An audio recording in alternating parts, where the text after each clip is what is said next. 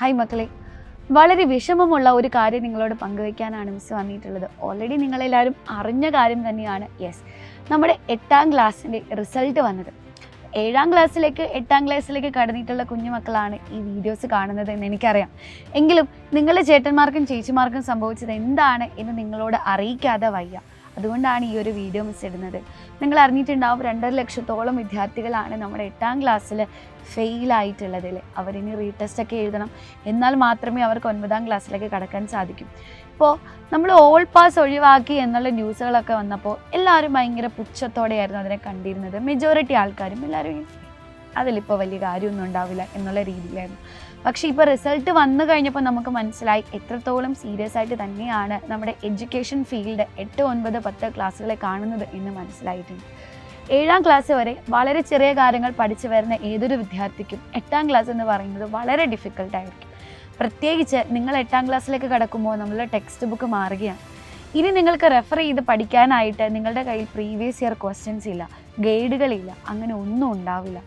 അപ്പം നമ്മൾ കംപ്ലീറ്റ്ലി സീറോയിൽ നിന്ന് വേണം സ്റ്റാർട്ട് ചെയ്യാനായിട്ട്. കൃത്യമായിട്ട് പഠിച്ചു തുടങ്ങിയില്ല എങ്കിൽ ഏതൊരു വിദ്യാർത്ഥിയും ഫേസ് ചെയ്യാൻ പോകുന്നത് 8ാം ക്ലാസ്സിൻ്റെ പബ്ലിക് എക്സാമിൽ ഇത് തന്നെയായിരിക്കും.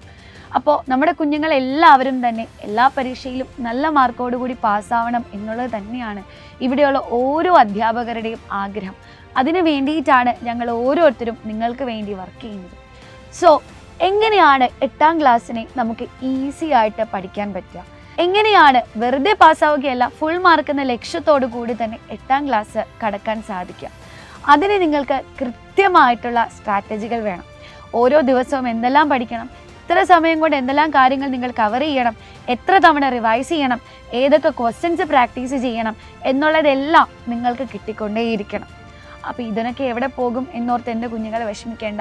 ഇവിടെയാണ് നമ്മുടെ യോധ ബാച്ചിൻ്റെ ഇമ്പോർട്ടൻസ് വരുന്നത്.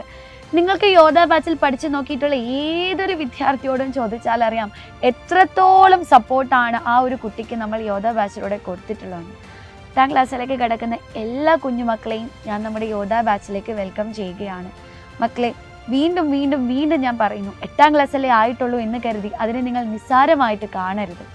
കാര്യങ്ങളൊക്കെ സീരിയസ് ആയിട്ട് മാറിക്കഴിഞ്ഞു. അപ്പം നമ്മളും കുറച്ചും കൂടി സീരിയസ് ആവേണ്ട സമയമാണ്. യോധ ബാച്ചിൽ നിങ്ങൾ ജോയിൻ ചെയ്യുകയാണെങ്കിൽ ഡെയിലി എൻ്റെ കുഞ്ഞുങ്ങൾക്ക് കൃത്യമായിട്ട് സ്റ്റഡി പ്ലാനുകളോട് കൂടെ തന്നെയുള്ള ലൈവ് ക്ലാസ്സുകൾ ഉണ്ടാവും. അതേപോലെ അതേ ലൈവ് ക്ലാസ്സുകൾ ഇന്ന് നിങ്ങൾക്ക് അറ്റൻഡ് ചെയ്യാൻ പറ്റിയില്ലേ, ഒരു പനി പിടിച്ചോ ഒരു പ്രശ്നവും അത് റെക്കോർഡായിട്ട് നിങ്ങൾക്ക് കാണും. പിന്നെ പേൾ വീഡിയോസ്, ഓരോ ചാപ്റ്ററിനെയും കൃത്യമായിട്ടുള്ള പേൾ വീഡിയോസ് നിങ്ങൾക്ക് അതിലൂടെ ലഭിക്കുന്നുണ്ടാവും. ഓരോ ചാപ്റ്റേഴ്സ് കഴിയുമ്പോഴും നിങ്ങൾക്കായി എക്സാം സീരീസുകളും പോൾ അറ്റാക്കുകളും മോഡൽ എക്സാമുകളും റിവിഷൻ ക്ലാസ്സുകളും ഒക്കെ നമ്മൾ കൃത്യമായിട്ട് കണ്ടക്ട് ചെയ്യുന്നുണ്ടാവും. ഇതിനപ്പുറം ഒരു വിദ്യാർത്ഥിക്ക് കിട്ടുന്നതിൻ്റെ മാക്സിമമാണ് യോധ ബാച്ച് നമ്മൾ കൊടുക്കുന്നത്. യോധ ബാച്ചിൽ പഠിച്ചിട്ടുള്ള ഒരു വിദ്യാർത്ഥിക്ക് പോലും ഒരു പരീക്ഷയിലും മാർക്ക് കുറയുക പോലുമില്ല. ഇത് ഞങ്ങളുടെ പ്രോമിസാണ്. സോ എൻ്റെ കുഞ്ഞുങ്ങളെല്ലാവരും തന്നെ റൈറ്റ് ആയിട്ടുള്ള ഒരു ഡിസിഷൻ എടുക്കുക.